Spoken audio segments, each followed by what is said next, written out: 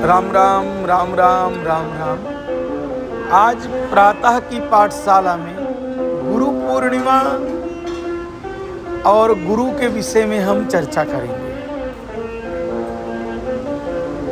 गुरु शब्द ज्ञानप्रद है और जहाँ हमें सीखने के लिए कुछ भी प्राप्त होता है उनको गुरु कहते हैं।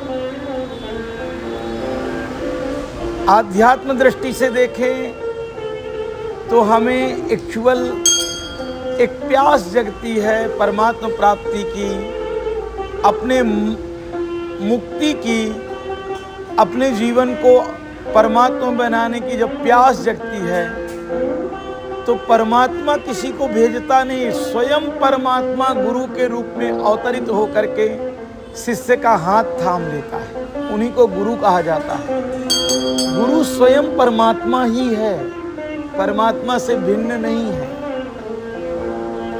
बात आती है कि शिष्य की योग्यता के अनुसार ही गुरु की प्राप्ति होती है।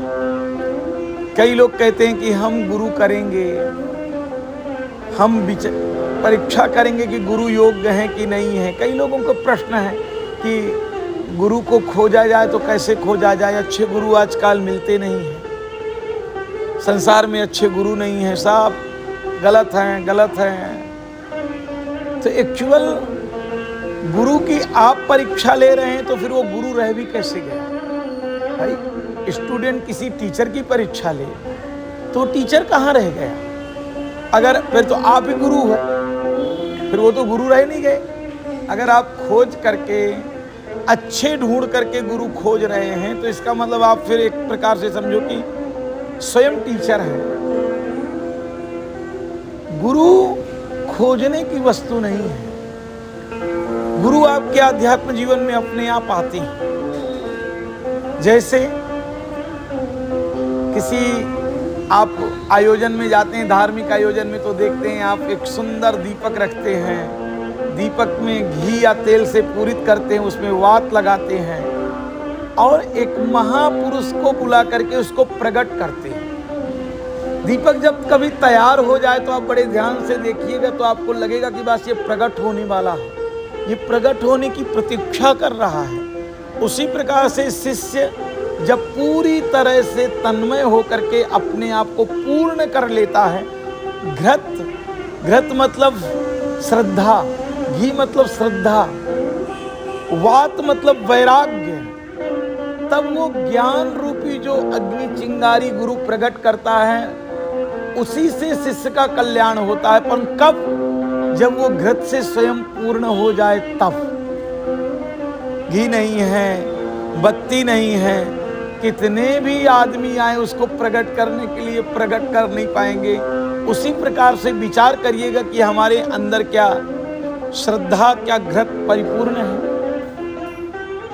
वैराग्य की बातें परिपूर्ण है, तब ना ज्ञान की चिंगारी लगेगी।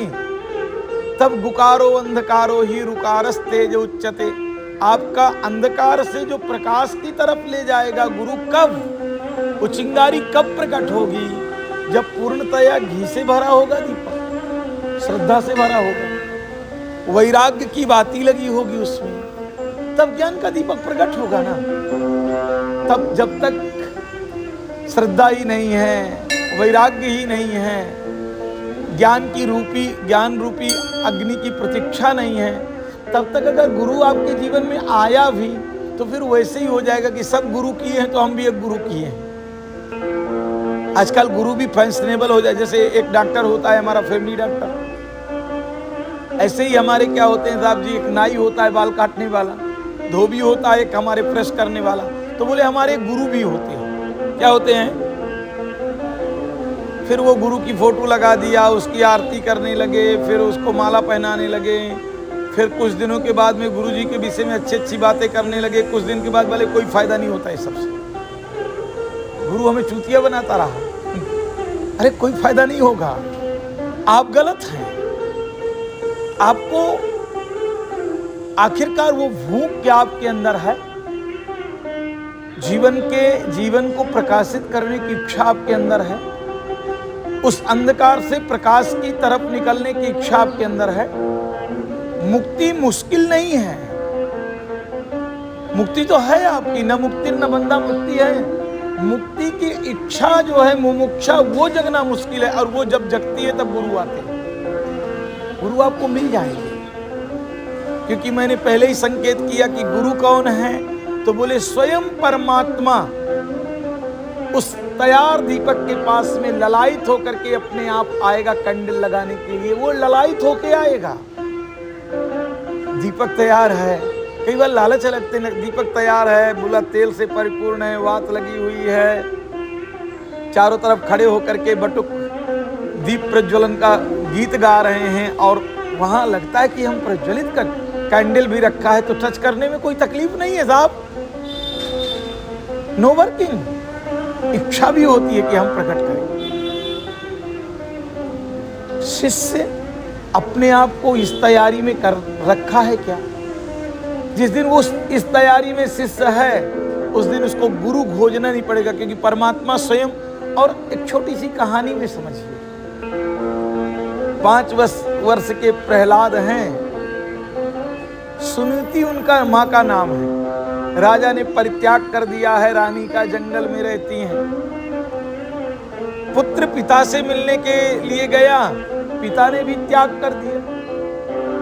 फिर माँ के पास में आया तो बोले कि दूसरी जो कुमाता थी, बीमाता थी, सुनी थी, उसने कहा कि एक काम करो ना, कि आपको क्या करना चाहिए कि एक्चुअल जंगल में जाके तपस्या करना चाहिए मेरे गर्भ में आके। तो माँ ने कहा बिल्कुल फिट बात है, अरे मैं तो सही सलामत उस पिता का भी पता नहीं बता पाई, और तेरी देख जो दूसरी माँ है उसने परमात्मा का पता बताया है, तुझको जाना चाहिए जंगल। अब देखिए, प्रहलाद ने कोई प्लानिंग नहीं किया कि गुरु कहाँ मिलेंगे, कौन सिखाएगा, क्या होगा, कैसे होगा, ये तपस्या करना भी कोई टफ चीज है, ऐसा कुछ नहीं किया। मात्र श्रद्धा बैठाई कि परमात्मा मिलते हैं, और वैराग्य मतलब माँ का त्याग किया, अपने बाप का त्याग किया, अपने घर का त्याग किया। श्रद्धा और वैराग्य लेकर के दौड़े हैं प्रहलाद, ये ध्रुव। रास्ते में ही नारद जी ने, ओ रुको रुको रुको, किधर जा रहे हो? अब गुरु थोड़ी परीक्षा भी लेते हैं। बोले जंगल में जा रहा हूं तपस्या करने के लिए। क्या करने के लिए? बोले तपस्या करने जंगल में 5 साल में कितने बार घर में मिलता था? बोले सुबह का नाश्ता, दोपहर का भोजन, शाम का भोजन, फिर मम्मी प्यार से सुलाती थी, बहुत सुंदर व्यवस्था थी। बोले वहां खिलाने वाला कोई नहीं मिलेगा, खाने वाले मिलेंगे। कौन मिलेगा? मानो नारद ने थोड़ी परीक्षा भी लिया। ध्रुव के अंदर वो जो श्रद्धा लबालब भरा हुआ घी था, वैराग्य की बात थी, तो प्रहलाद के मुख से निकल गया कि साहब जान में देत, जहान में देत, जो सबको देत वो मुंह को भी दे। जान में देता है। अरे आकाश में पंछी उड़ रहे हैं, कौन खिला रहा है? धरती के नीचे बहुत सारे छोटे छोटे कृमि कीटक, उनको कौन खिला रहा है? कुत्तों के साथ कहां फैक्ट्री चल रही है? सबको दे रहा है ना, तो क्या मुझे छोड़ देगा वो? नारद जी ने समझा कि अब बस घी भरा हुआ है, बत्ती लगी हुई है, कैंडल है, टच करना है। नारद जी ने तुरंत उसको शिष्य बनाया, नमो भगवते वासुदेवाय का मंत्र दे दिया साहब। 5 महीने तो तब बीते जब ध्रुव जी को भगवान का दर्शन हुआ, भगवान की प्राप्ति हुई, और फिर ये कहना पड़ा भगवान को कि तू 36,000 वर्ष राज तो करेगा, बाद में वैकुंठ का मुकुट होगा तू। आज भी ध्रुव तारक के रूप में स्टार चमक रहा। कौन सा गुरु था उसका? कहां ढूंढा उसने कि मैं परीक्षा लूंगा कि गुरु सही है कि नहीं सही है, शादी किया है कि शादी नहीं किया है, कोई गड़बड़ तो नहीं करता है गुरु जी? कहां उसने ढूंढा था? परीक्षा लिया क्या?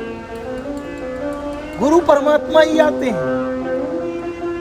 भागवतम में ऐसा ही प्रसंग महाराज प्रहलाद के विषय में आता है कि कयाधु को हरण करके इंद्र लिए जा रहा था,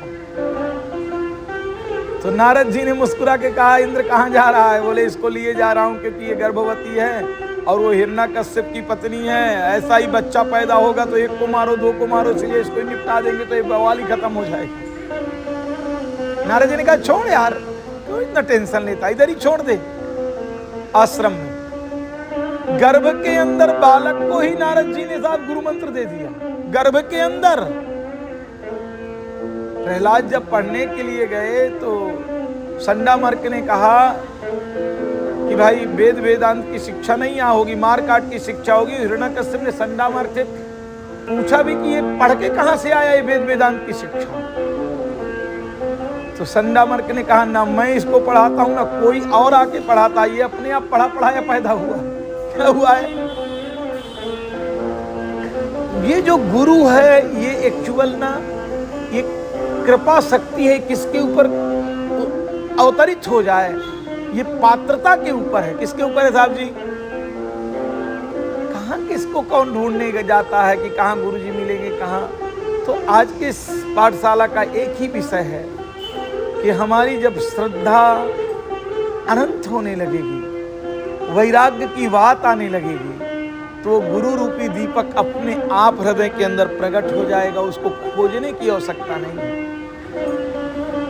हम प्रार्थना करें परमात्मा से, हे ईश्वर, हे परमात्मा, हमारे अंदर श्रद्धा लाओ, वैराग्य लाओ, तो वो परमात्मा अपने आप आपका हाथ पकड़ लेगा साहब, और आपके जीवन में एक ज्ञान अवतरित होने लगेगा। कई बार किसी गुरु के बिना भी ज्ञान अवतरित हुआ है, किसी गुरु के पास नहीं गए और ज्ञान अवतरित हुआ है। गुरु कोई फिजिकल व्यक्ति नहीं है, गुरु को तत्व कहा गया है। क्या कहा गया है साहब? वो घटित हो जाता है। कई संतों के जीवनी में मैंने पढ़ा है कि उनको स्वप्न में ही गुरु ने गुरु मंत्र दे दिया। कई संतों के जीवनी में ऐसा भी मैंने पढ़ा है कि उन्होंने परमात्मा को ही गुरु मान, कृष्णम वंदे जगत गुरु, कोई गुरु नहीं किया उन्होंने। तो गुरु एक तत्व है, और वो आपकी श्रद्धा, आपके वैराग्य और आपके ज्ञान, ये तीनों का समन्वय होगा, तब वो ज्योत जलेगी साहब। तब गुकारो अंधकारो ही रुकारस तेज उच्चते, अंधकारो परन्नासः तेजो तेजो स उच्चते। जब अंधकार नष्ट होगा फिर आपके अंदर एक तेज प्रकट होगा, एक ज्ञान प्रकट होगा, और वो पाक करेगा कौन? गुरु। इसलिए गुरु पूर्णिमा है, बहुत अच्छा समय है, हम अपने गुरुओं को भी प्रणाम करें। संसार में जितने भी गुरु हैं उन सबको भी प्रणाम करना है, और अगर गुरु हैं बहुत अच्छी बात है, उनके प्रति श्रद्धा रहनी चाहिए आपको। भागवत में तो एक जगह आता है साहब जी, एक बड़ा सुंदर विषय आता है कि अगर गुरु बहुत पत्नी वाला है तो उसको कृष्ण समझ लिया जाए। क्या समझ लिया जाए साहब? बहुत क्रोधी है तो दुर्वासा समझ लिया जाए। गुरुजी को क्रोध, कई गुरुजी बहुत गुस्सा वाले होते तो क्या समझ लिया जाए? दुर्वासा। बहुत त्यागी हैं, बिल्कुल त्याग ही त्याग है तो दत्तात्रेय समझ लिया जाए। उन्होंने 24 गुरुओं को बना लिया, तो पृथ्वी को गुरु बना लिया, आकाश को गुरु बना लिया, जल को गुरु बना लिया, वैश्या को गुरु बना लिया। शाम के सत्संग में मैंने चर्चा किया, वैश्या को गुरु बना लिया। सीखने को मिल जाए वही गुरु है। तो हमें निरंतर गुरुओं के प्रति श्रद्धा रखनी है। क्या रखनी है? जय गुरुदेव।